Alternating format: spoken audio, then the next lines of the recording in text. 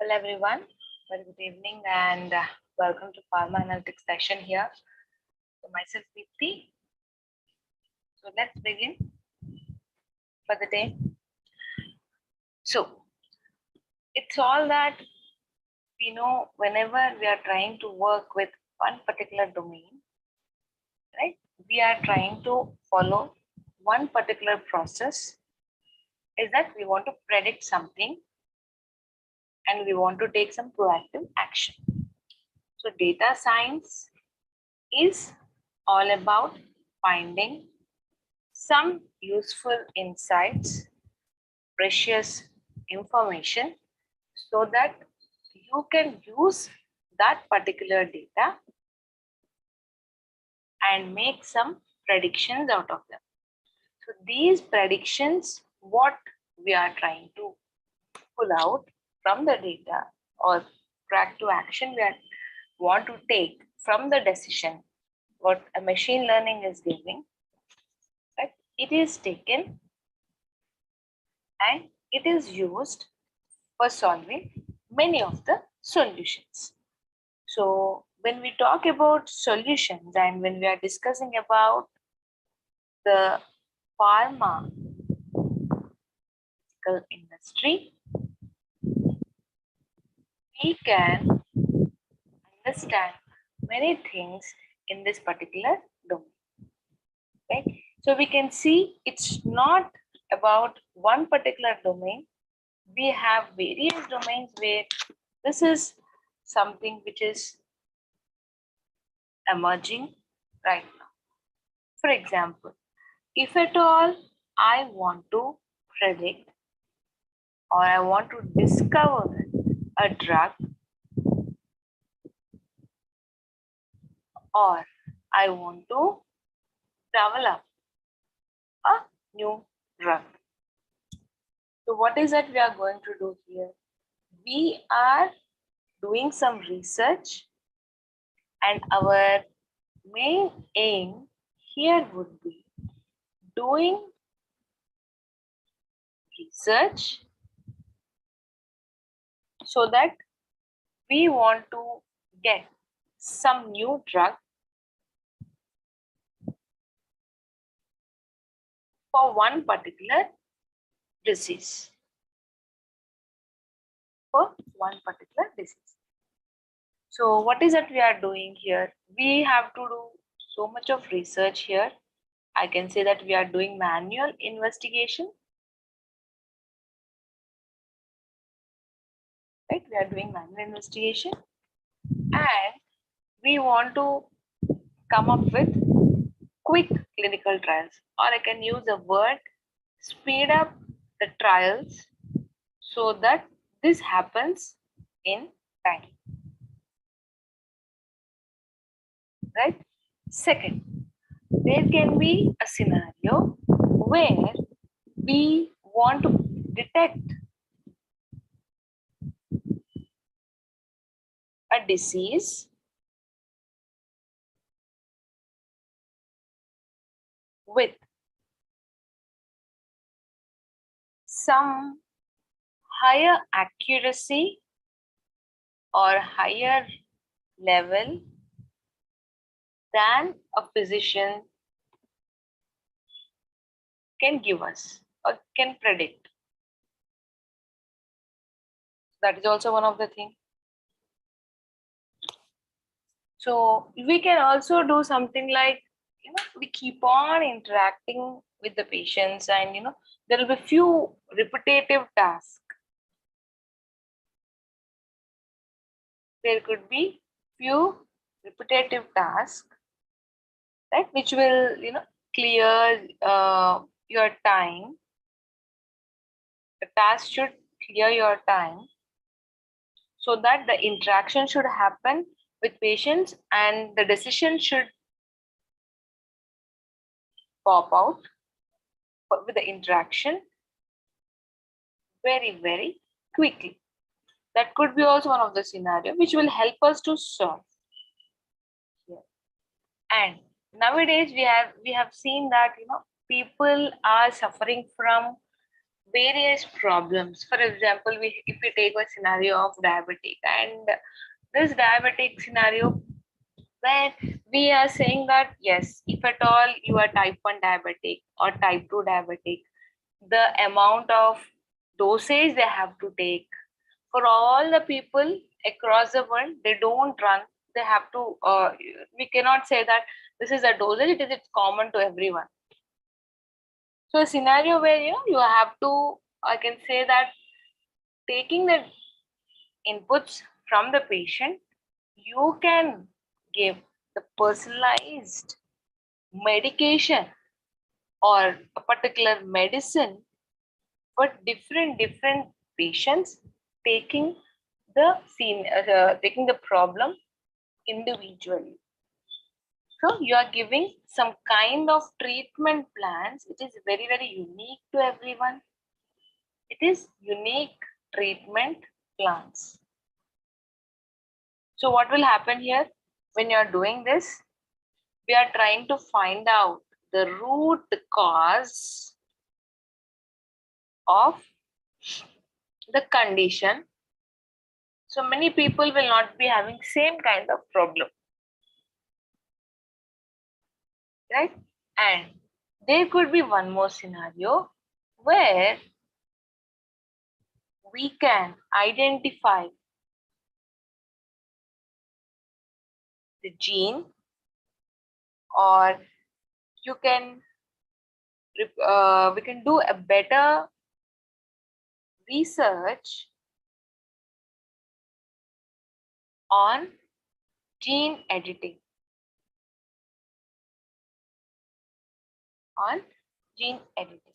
So these are the scenarios in space of pharmaceutical area where we will come across all these things. Like, a predominant use case is there in drug discovery, right? So you are giving personalized medicine so that you are cross-referencing your patients' treatments and their outcome, like performance of that particular drug on one particular patient. So you are trying to,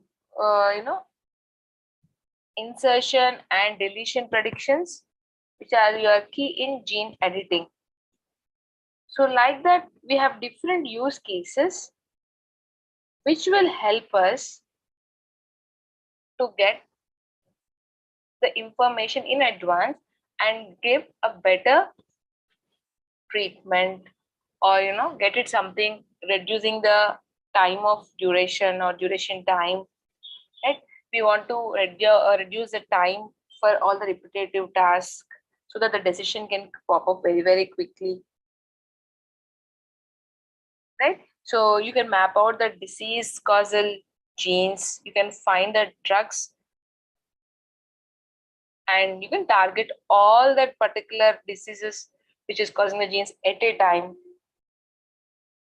So we can even identify the presence of a disease as early as possible using your diagnostic, what you call it as biomarkers.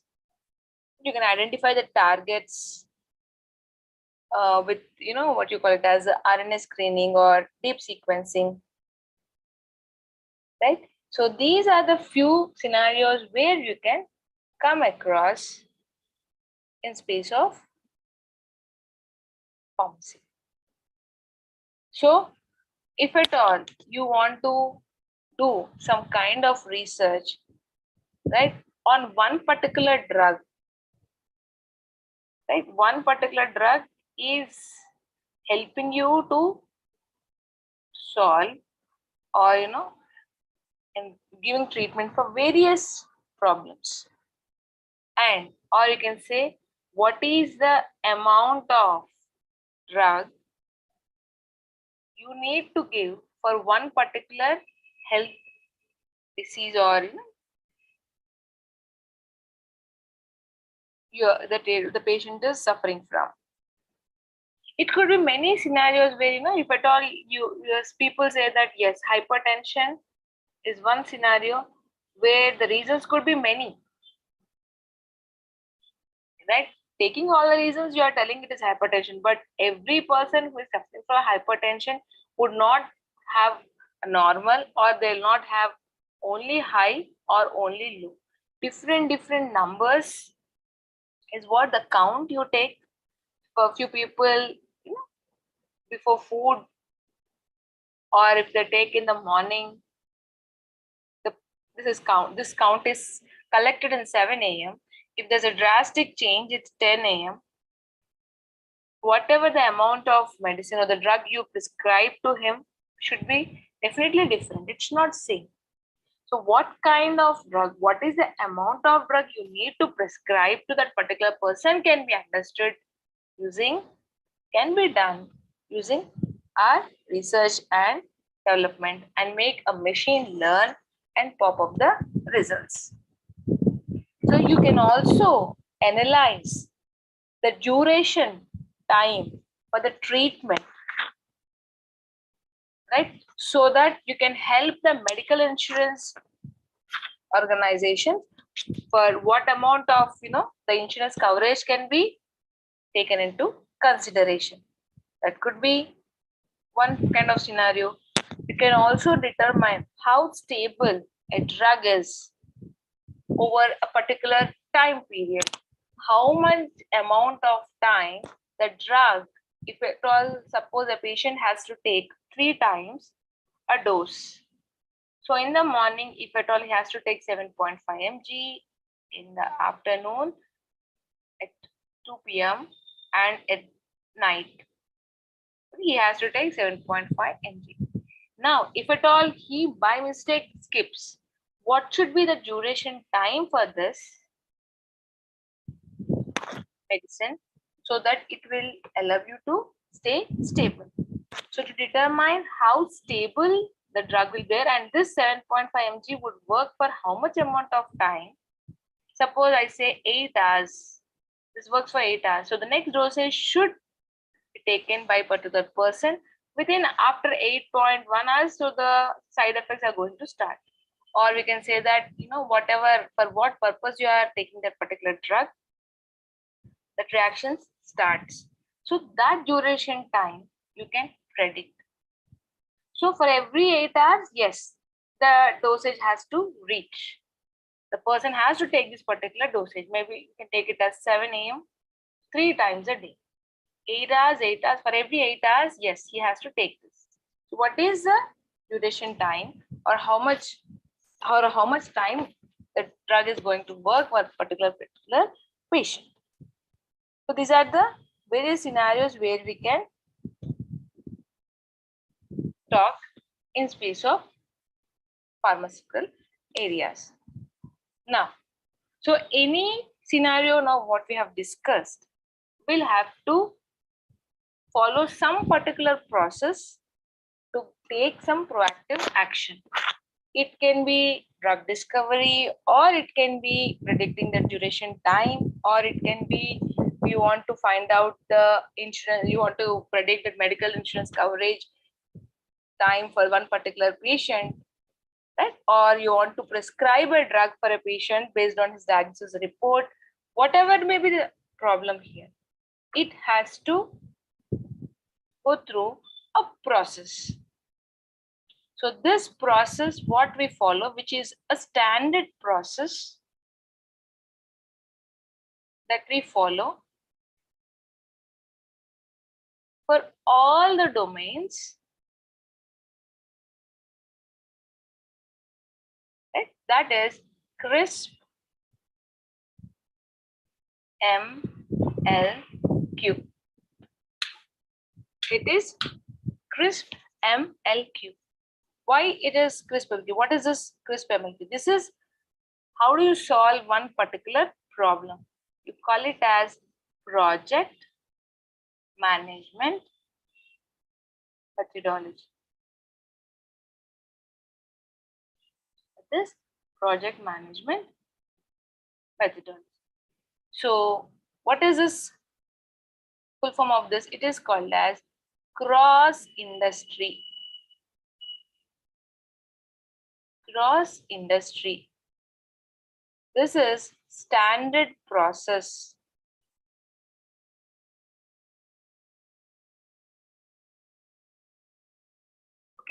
for machine to learn.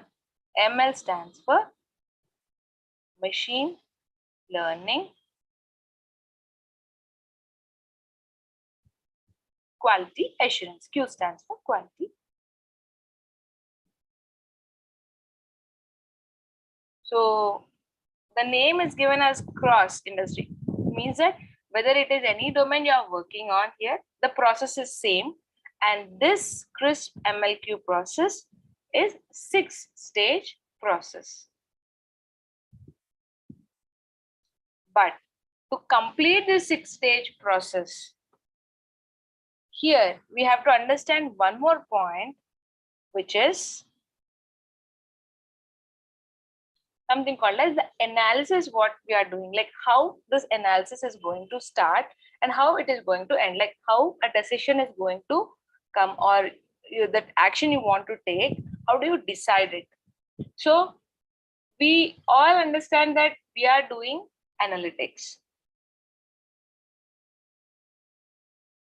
But when we talk about this kind of analytics, it is not directly something we take. We are trying to take patient's data and we are trying to give the result. It has to cross, or it has to complete 4 stages, one after the other in sequence. Okay, one after the other.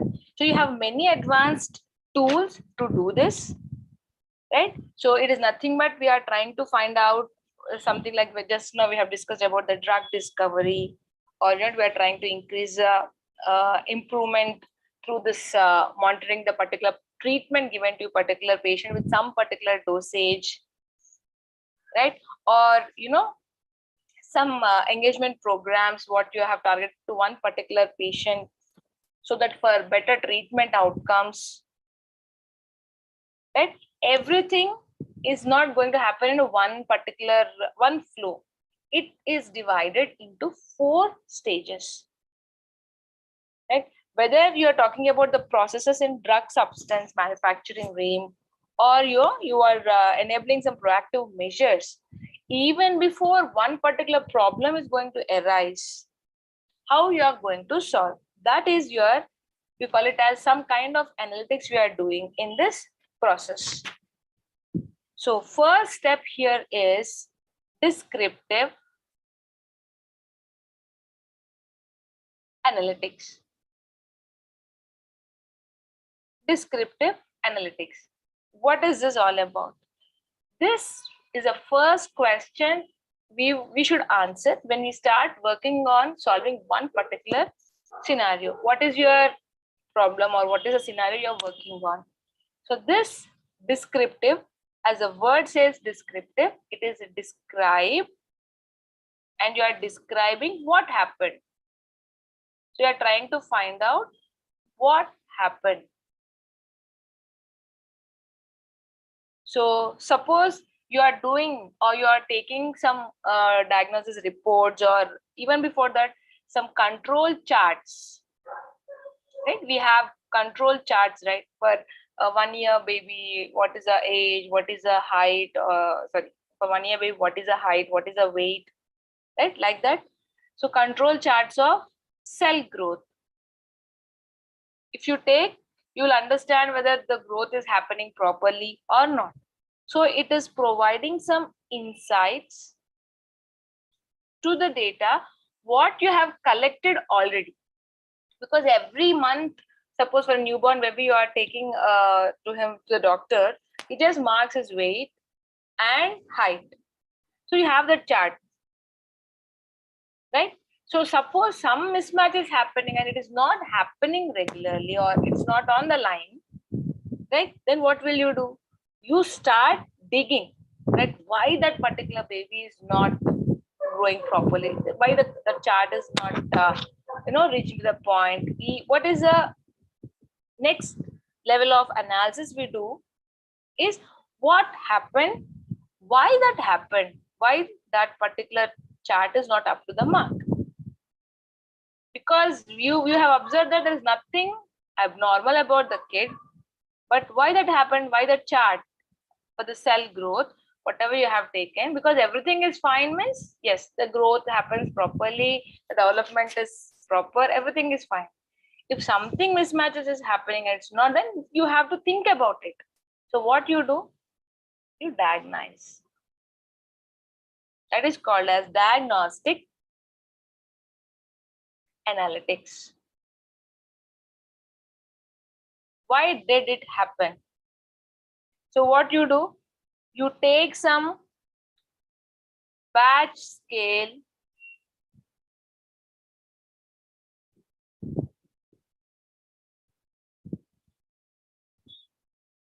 right comparison models.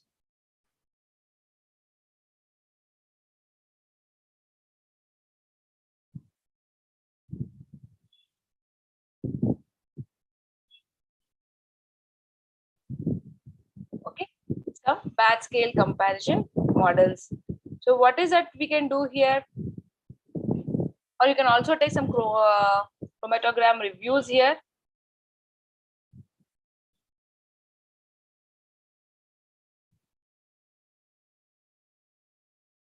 Right? So that it will help you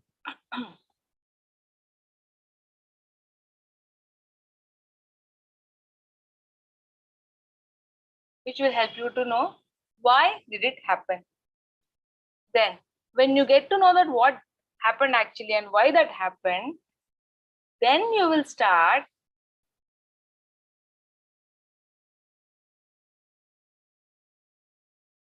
predicting things.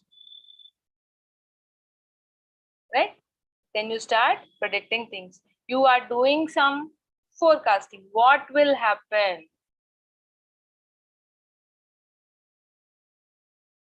Right? What will happen? Understanding or forecasting. Right? So it is some real-time MBDA process monitoring will happen here. And finally, the fourth is prescriptive.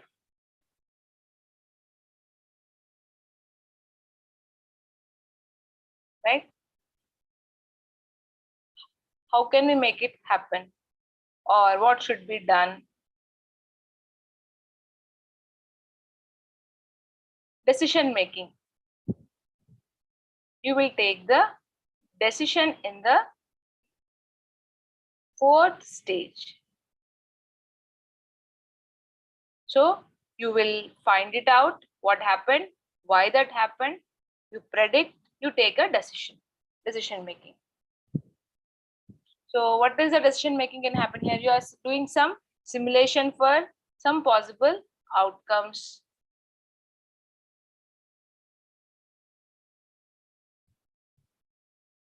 We can write it as possible outcomes. Or you have some optimized set points, or you have some control points.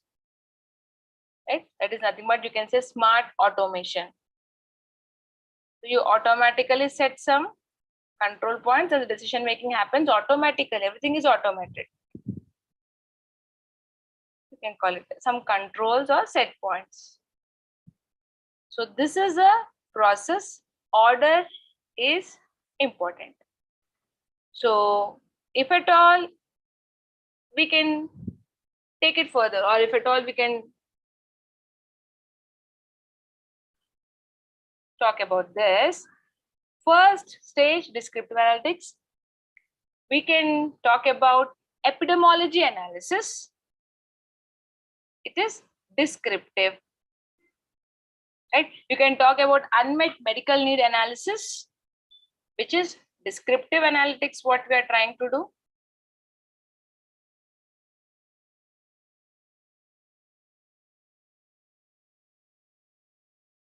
Right? Or we can talk about market opportunity assessment. Why, what, all these things we have to do. So what happened actually? We are trying to find it on descriptive analytics. So few times few resources say that descriptive and diagnostic will go hand in hand. So there is no separate scenario where we do this separately and this separately. They do go hand in hand. But next comes predictive. You are trying to find out patient-based forecasting models, market-based forecasting models. You are trying to evaluate some business development and some kind of licensing opportunities, etc. So you're predicting future here. So maybe you want to predict a person's dosage, or maybe you want to predict how far this treatment with this particular drug it is going to work for this patient, or there should be some change in the drug. All these are nothing but you're predicting something in advance.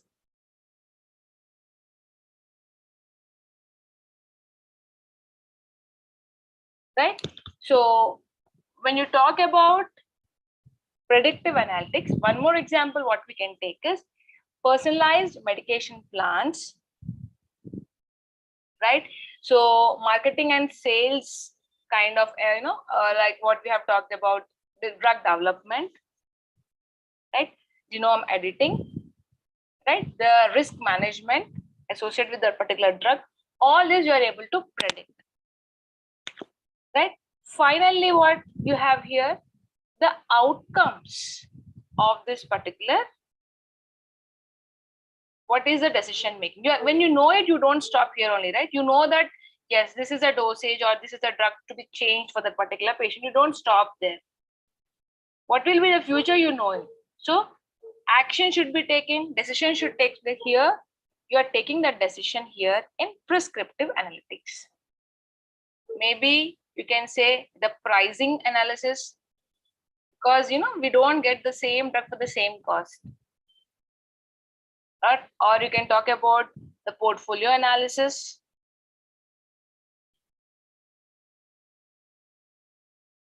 What should be the decision here is understood in prescriptive analytics. So these are the 4 stages, not only for this domain, but any domain. We will work with descriptive. We start our research with describing things, deep digging into the data, then telling the future, trying to find out the future. Once you know the future, definitely, yes, we can take a better decision. We can take a better decision. So these are the 4 stages. So forecasting is done predictive. So how can we make it happen? Is prescriptive analytics. But using all these 4, right, whatever solution we are trying to find, how we find this, we follow this project management methodology. Call it as this. And we were talking about CRISP MLQ. This is a 6-stage process. It talks about the 6 stages, and by the time the 6 stages are completed, we will complete our analysis. We'll find out the future, and the decision making happens here. That is this. So what we are doing here, we are doing research and development to find out the result and take some proactive action. So when this is a scenario, what is it which is more important?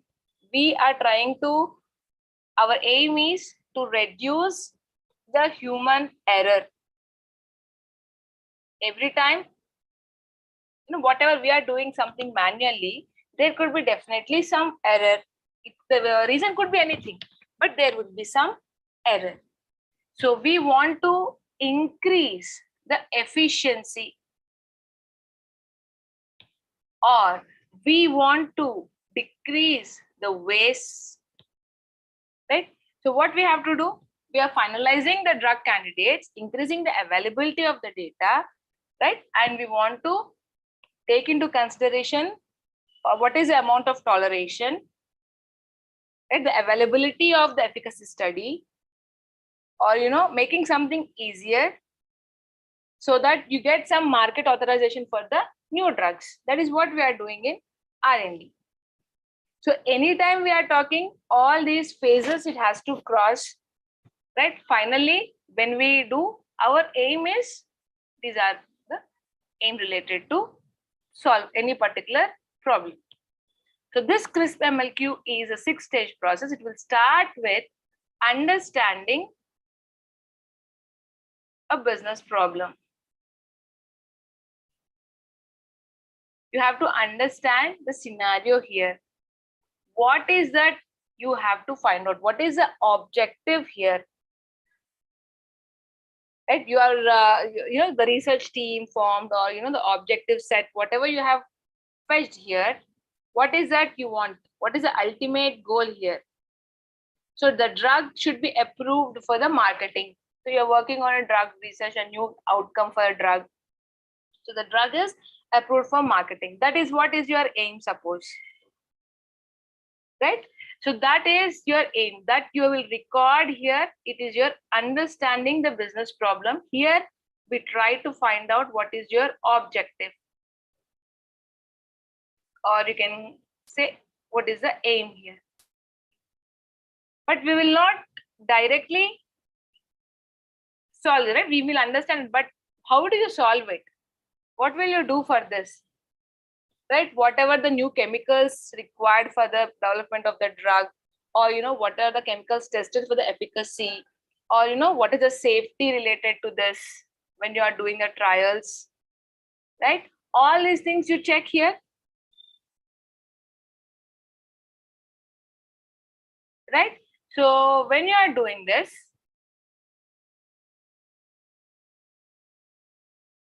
we are trying to find out the result for this aim, or the solution for this aim. We want some data for that, right? But the data is not easily available. If at all it is easily available, you collect that particular data, right? You collect the data. So the first step is you understand the business problem, you understand the scenario, what should be done. Then you try to find out any data is available here or not.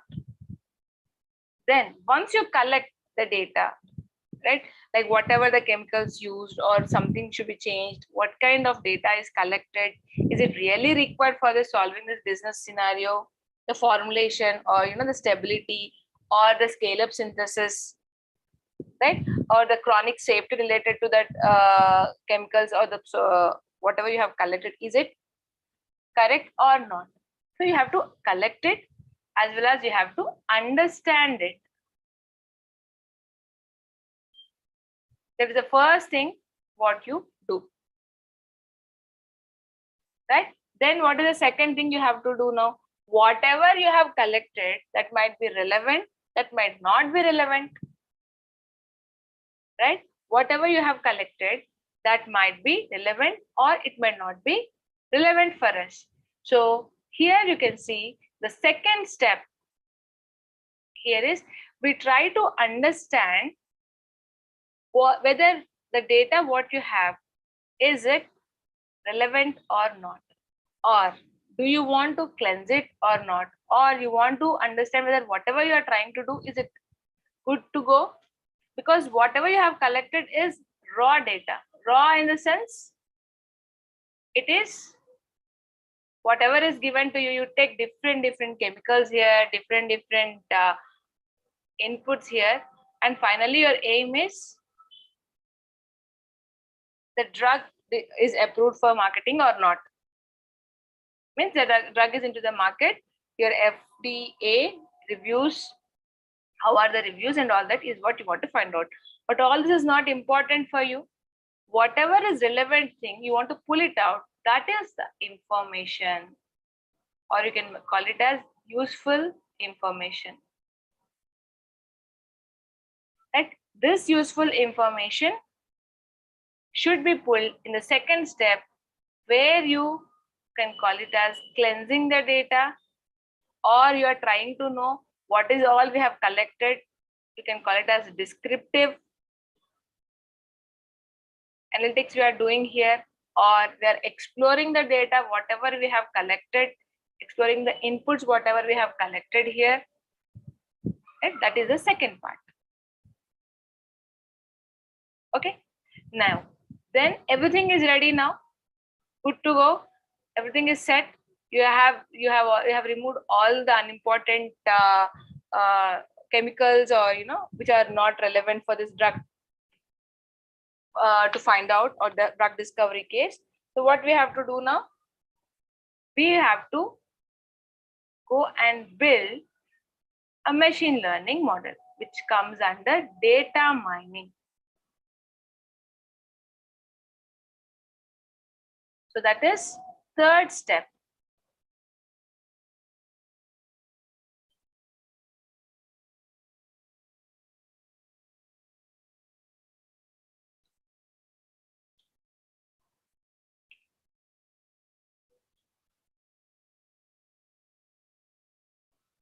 Right? Yeah. So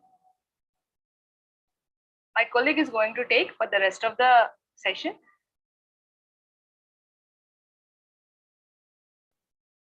Thank you. Hi, Aditi. Thank you so much for that brief intro. Thank you so much. I can share my screen now. Good evening, everyone, and welcome to the session.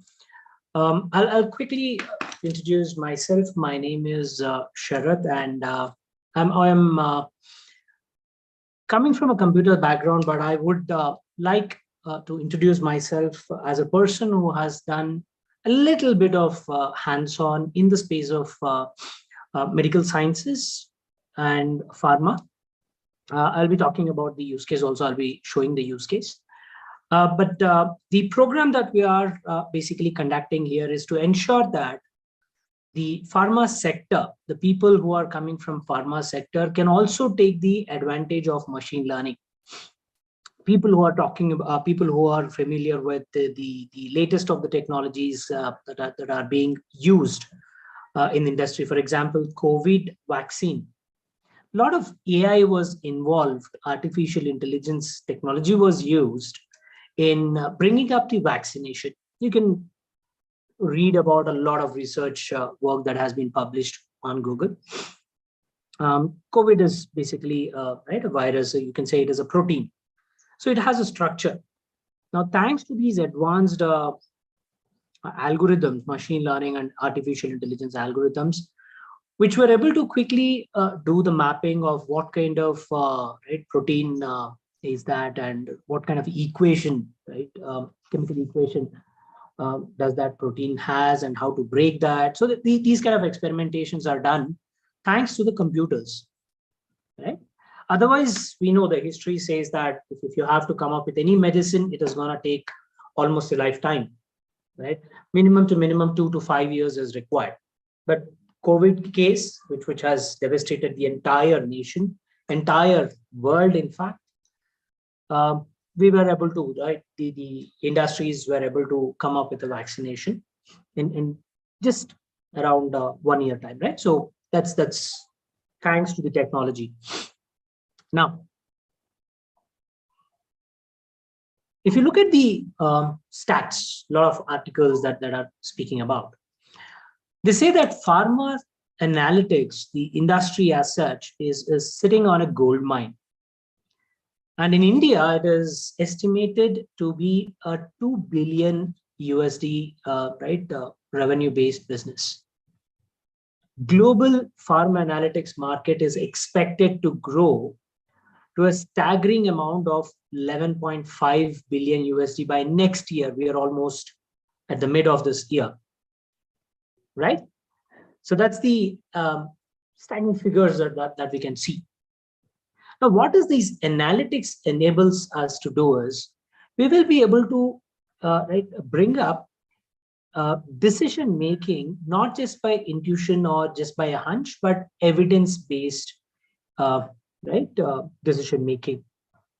That's the advantage.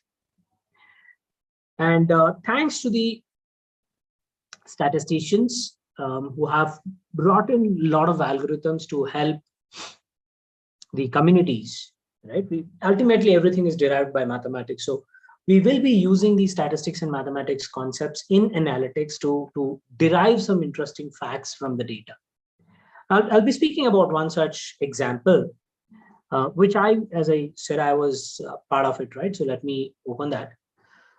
This is a small work that I was involved in, and the article was published in British Journal of Cancer Research as well. And yeah, this is me. That's my name. My name is Sharat Chandra, and I'm one of the directors with Innodatatics. So I closely work with 360DigiTMG, and right, we have basically worked along with oncology department, right, subject matter experts here. And what we have done is we try to study what kind of right, effect did COVID have on the cancer patients specifically.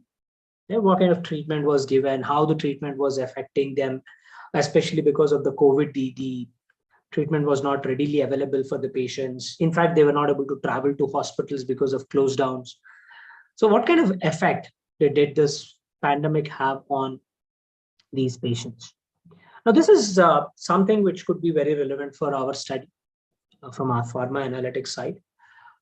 You can probably right, look into various aspects like drug availability in a specific region, the effect of a drug on specific segment of people, right? You can say new drug discoveries because of this analysis, something new could be brought out. So these kind of interesting facts is what we will be seeing, and this is the entire article. You can probably go and look for this particular article in British Research, British Journal, right? And these are some of the stats that we were trying to right, look at. All right. So yeah, this is a small yeah, work that I was part of. Now, we will be right, talking about a few more interesting facts. Machine learning purely is based on the data. And thanks to the technology today, digitalization, everything is getting recorded and safeguarded, the data that we generate. Pharma sector is not new to this, right? We basically talk about a huge repository of data that we are looking at. The healthcare sector is literally sitting on data gold mine. Now, what can this data tell us, right? That is very, very interesting. And a lot of research has already started in this area. In fact, we are learning this now, but it's been there in the industry from ages. Now, thanks to the new technological advancements, the machine learning can be implemented just by having some computers. We don't need statisticians to churn the data. So that is the advantage. And you'll be learning some of these algorithms, which basically help us to ensure that we do better decision making. We can do some kind of innovation, right? And in fact, the clinical trials, the research that we do can also be improvised by taking the insights from the historical experience that we have. There are many sources of data that healthcare sector, pharma sector is taking the advantage of. And these are some of the small examples that you can see where the data is getting generated, right? Data from research and development, of course, that is the primary data that we look into. We also have physicians, the clinics, the healthcare caregivers, the hospitals, the patients, the pharma industries, in fact, the retail pharma stores who sell the medicines, right? All these data that we get is going to be very, very pivotal for us to analyze and derive interesting facts. Now, what is, this is something that you have already just looked at. The machine learning, right? This is categorized into 4 sectors. Of course, we talk this in predominantly in 3 sectors. Descriptive also includes diagnostics, like Ms. Deepti has already enlightened you. So descriptive analytics and diagnostic analytics, this is basically to talk about history. It tells us what happened, right? That is to learn the past. What happened? And predictive analytics is the core component that we are going to look into. This is where we will try to take the historical information and try to derive some interesting facts which can talk about some hidden pattern which is happening in the data or in the business. And using that pattern, we try to map to the future. Right? So we look into the past, gain that knowledge, and from that knowledge, we try to estimate the future. Right? And we also have the domain experts coming into the picture here to tell us what can be done better if a specific scenario is predicted for future. Right? So these are the core components of machine learning, core modules, in fact, you say. And you will be learning some of these concepts as part of our program. And this program is absolutely free every day from 6 p.m. to 7 p.m. IST. You can join us, and we will be discussing some of the interesting case studies, and we'll try to see how these things can be resolved. These business cases can be resolved, right? And some of the modules that we will be learning would be, say, for example, from clinical trials information.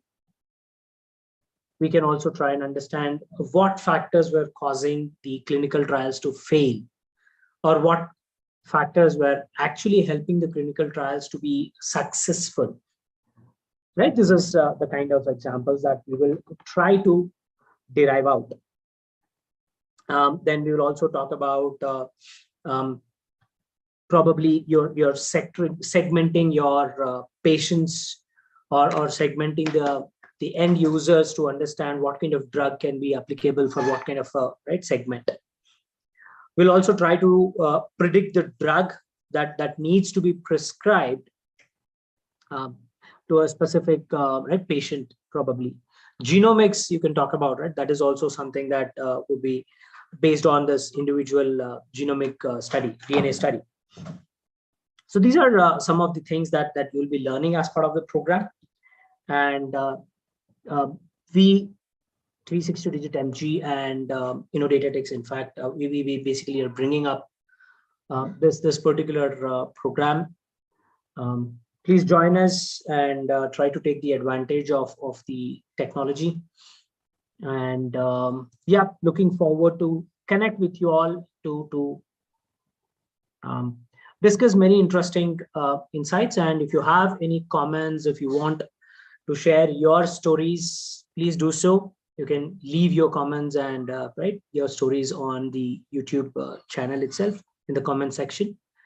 Until then, yes, we'll connect tomorrow and we'll be talking about more interesting facts. Please take care, everyone, and see you all tomorrow. Good night.